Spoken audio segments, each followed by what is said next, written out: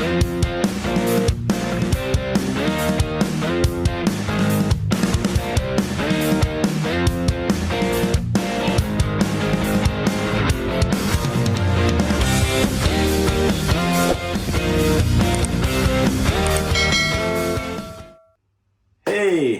welcome back to my channel, guys. Thanks for tuning in.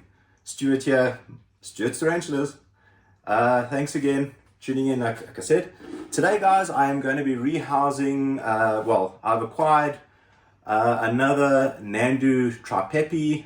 I love the Nhandu genus. The Nhandu Tripepii, for all the beginners out there, if you don't know what a Nhandu Tripepii is, it's the Brazilian giant blonde.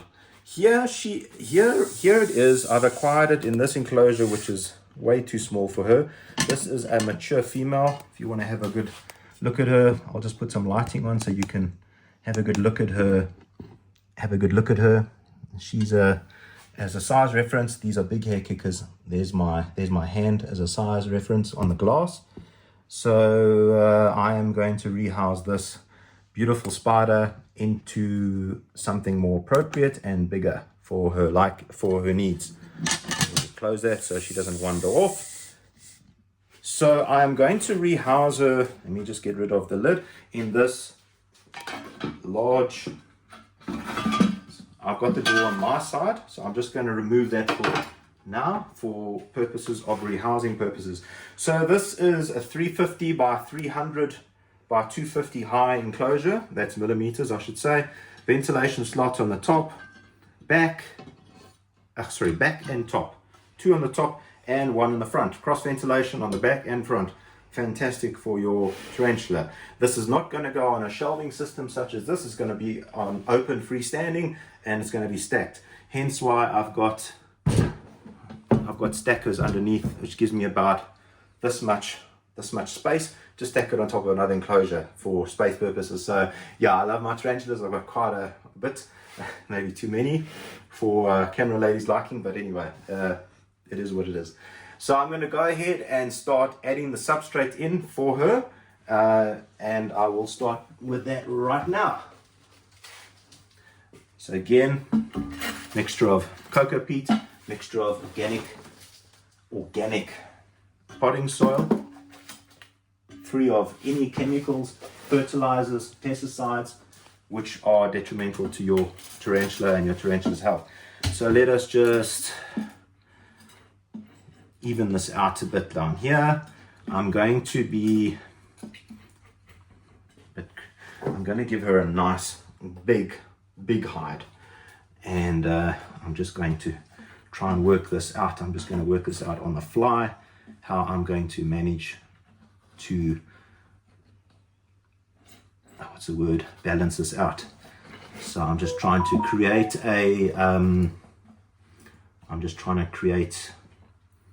a way of balancing this out now as I go on. Add some more substrate in.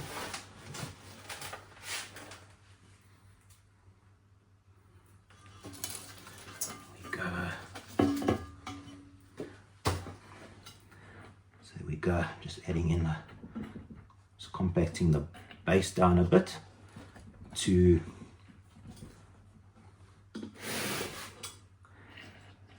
that out there. This is the beauty of tarantula housing or rehousings, is there's no real right and wrong way of doing it. I'm trying to, if you look there, I'm trying to create a nice area for her to hide away in, and I'm going to create quite a lot of top space for her to walk over as well. So I'm going to add more substrate in. There isn't enough substrate in here yet, so let's go ahead and do that over the top. These spiders, it's my favorite Nhandu spider. This is now, I hate to say it, but I've got duplicate spiders.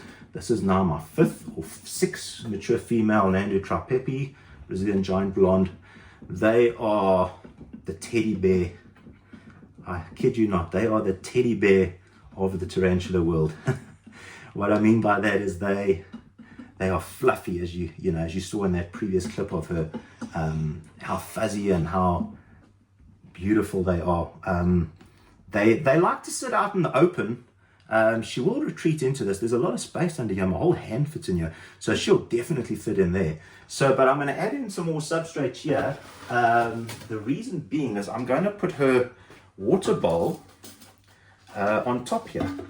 The reason for that is if she digs out, I don't want her to go into the actual, I don't want the substrate to go into the water, into the water bowl.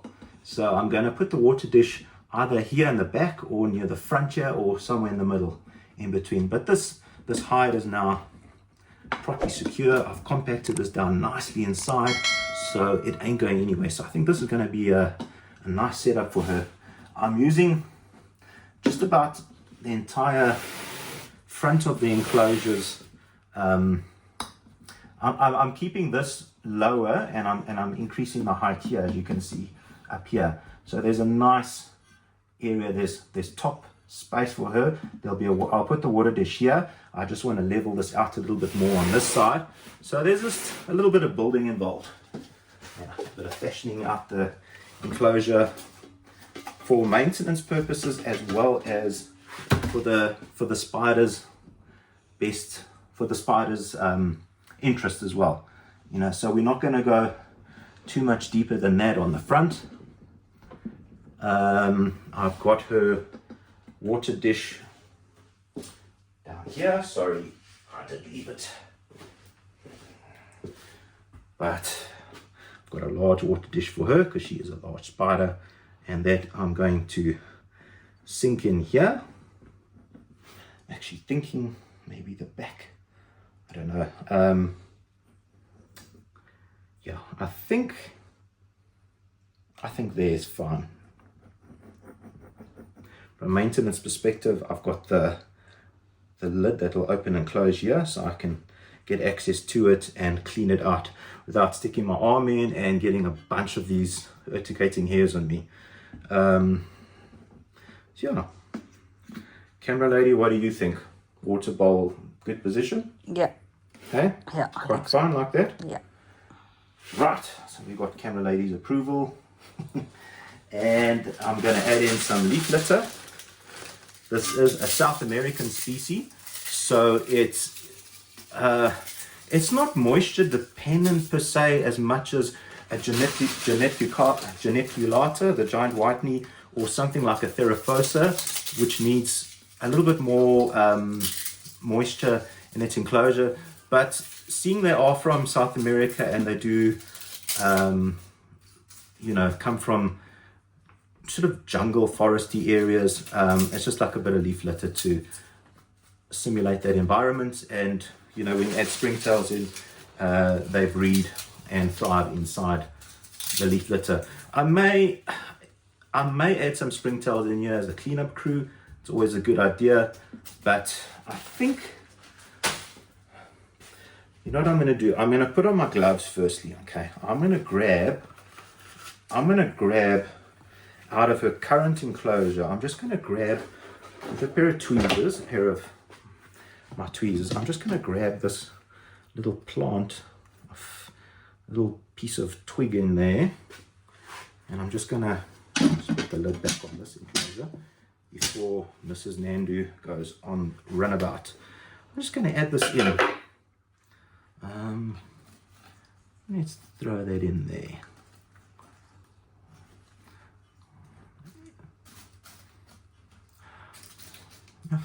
I don't know if it's just me, but I personally find that some tarantulas do feel some of their environment. So if you've got pieces of webbing, you can introduce it into the other cage, so the tarantula can sense where its current home is, like where it's been housed out of, you know what I'm saying? So clean this up into the substrate. I don't like, so I've got a bit of OCD. I like to clean up after I made a mess. So I'll turn this around at all angles so you can have a look. if you look through there, I'll take these gloves off for now until we do the rehousing. But check that out, guys. So this Nhandu's gonna love this cage. This cage is insanely bigger than her current setup. I mean, how can you compare that? I mean, seriously, that is like a huge improvement. So yeah, guys, I look after my spiders. I'm quite specific on temperature control in my room as well. Nighttime temperatures. Currently in South Africa, we are going through winter, and up here in Gauteng, which is the Gauteng province, we are experiencing quite a cold winter. We've had minus degrees. So your tarantula room should be, if you can maintain it, around at least 25 in the night, up to 28, 29, 30 during the day for a lot of tarantula species. I did have a thermometer around here somewhere. My room is sitting, I'm trying to find it now. I'll actually grab it here while we're talking about temperatures. So my room is currently sitting at 26 degrees, 27 degrees in some parts there. You can see on here it says 26 degrees on the thermometer. My bottom shelves, because heat sinks, so the top shelves, I'm probably sitting at 27. These shelves, I've measured the temperature here down to my second shelf is 26, and this bottom shelf is at 25, and that's a constant temperature that I maintain. So I'm just putting my thermometer back. Right. So guys, sorry for digressing, but I just wanted to put that out there, how important temperatures are. We have had some tarantula keepers, beginners out there.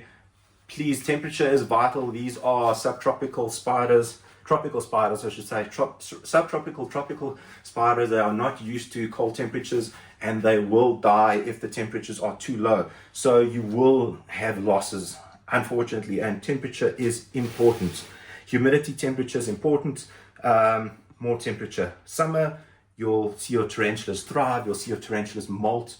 So if you keep constant temperatures, your tarantulas will thrive, and they will still molt even in winter. I've had a few molt already during the winter period.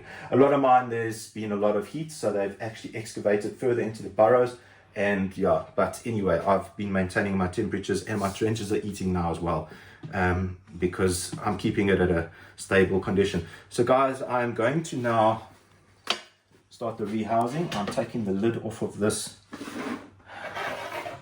enclosure, and we are going to attempt, I say attempt, as you can see, this spider, I don't know if we should put some light on here so you can see the rehouse a little bit better. The catch cup. But if I point here, you can see this spider is, I've just recently acquired it, so this girl was quite stressed out. You see all that bald patch. She has been kicking, urticating hair off. That indicates a stressed spider and a spider that's been doing a lot of hair kicking. So she hasn't been a happy girl. She is eating, no doubts about that. I have fed her myself personally in this enclosure, but I am going to give her a better forever home. So let me go ahead and stress her out one last time. Unfortunately, rehousing is stressful. This catch cup is going to be amazing if I can actually catch her in here. Sorry, my girl, I am stressing you out terribly. Let me just remove this. Come, let's just do this nicely for you one time. Move your leg over. There we go. See, there we go. I'm trying to stress her out as little as possible. She's already kicking hair. You can get a gauge of the size of this beautiful, beautiful spider. Those hairs are, they are all over this substrate. So this substrate I am going to be disposing of after this video. So let's go ahead and rehouse her in a far better home. I just unscrew. I'm going to try and gently persuade her out. Come, Mrs. Teddy Bear, let's go. Just constant contact, gentle. Don't prod and poke her hard, just a gentle persuasion out. she's defending herself, which is quite natural. But you just use your paintbrush and just constant contact, and at the same time pull back the catch cup. There we go. She is, so I'm just getting rid of the urticating hair so none falls on me. That's why I'm wearing gloves. People out there, your urticating hairs are nasty. I should be wearing long sleeves. The reason why I'm not wearing long sleeves in here because it's too hot and I am going to sweat like a pig. I don't want that on camera. So there we go, people. I'll turn the enclosure around so you can have one last look at her through here. There's a bit of sunlight on her. You can see if you look through the front with a camera, look through the front, you can have a good look at her there. You can have a good look at her there. Good look at her there. There she is there. If you've ever wanted to know what the underside of a tarantula looks like, you can see it here. I'll just point out. Maybe we need a bit of light. Yeah, you can see her fangs there. They have got big fangs. When a tarantula molts, the book lungs, there's 4 book lungs there, and then on the molt, you would sex it accordingly to, if she's female or male, you'll see that between the 2 top book lungs, just a bit of, just divulging, but anyway, just to give you an idea. But look at those little feet. She's got amazing coloration. The hairs are fluffy, but yeah, that's just the underside. Just thought I would show what the underside of the tarantula looks like.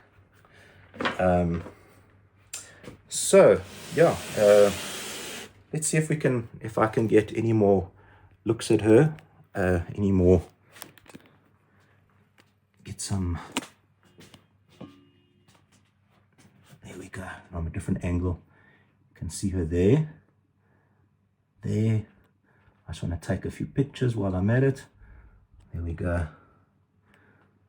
Let me give the camera back to camera lady. There we go. So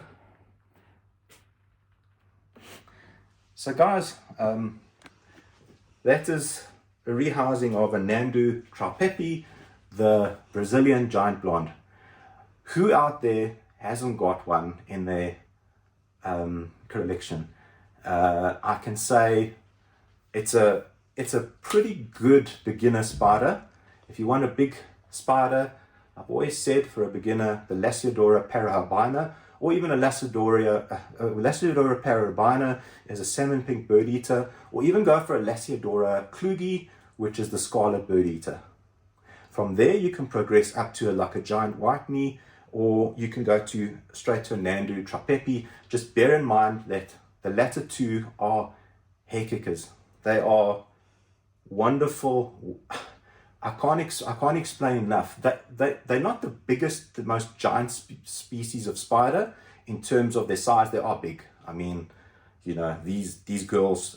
This spider is hitting properly diagonal leg span around about 21 centimeters currently, which is a big spider. So if you want a big spider in your collection, you can't go wrong with this. But as an outright beginner, it's not for you yet. You need to go through and keep if you want something bigger, keep a Lasiodora first. Once you get used to that and how it reacts and how it feeds, then you can move up to a Nhandu Tripepii. They're an absolute staple in the hobby. I recommend it for you, and I love them. They are one of my favorite species of spider. Genus, I should say, the Nhandu genus. I've got a few in my collection. I've got the Nhandu colortivolosus, which is the Brazilian black and white, to name a few. I've got the Brazilian red as well. That's another Nhandu, which is actually sitting down here. Where is she? I've got another Nhandu. Sorry, here. Nhandu carapoensis, the Brazilian red. She's in her hide in this enclosure. She's already dug out a lot of her substrate, like in here. She's dug it out. But yeah, guys, that'll do it for this video. Let me stop rambling on. Sorry, I love talking tarantulas. But if you don't mind, please hit that subscribe button, here or here, hit the bell notification icon for more videos, and hit the like button. I really appreciate the support. Please feel free to drop a comment. If you need any assistance or any help, please shout out. If you're in the South African hobby, I'm on most of the WhatsApp tarantula groups, and please feel free to DM me or drop me a direct message on my Instagram. My Instagram account is up there at Stuart's Tarantulas. Stuart's Tarantulas is my handle for YouTube and for Instagram, Facebook as well. I'm out there. So yeah, drop me a direct message if you need help or if you need any assistance. I'm glad to help you, and I will answer all comments that you guys leave on my videos. Again, enough of me talking. That'll do it for this video, guys. And as always, remember, love your tarantulas. I'll see you in the next one, guys. Keep well. Cheers.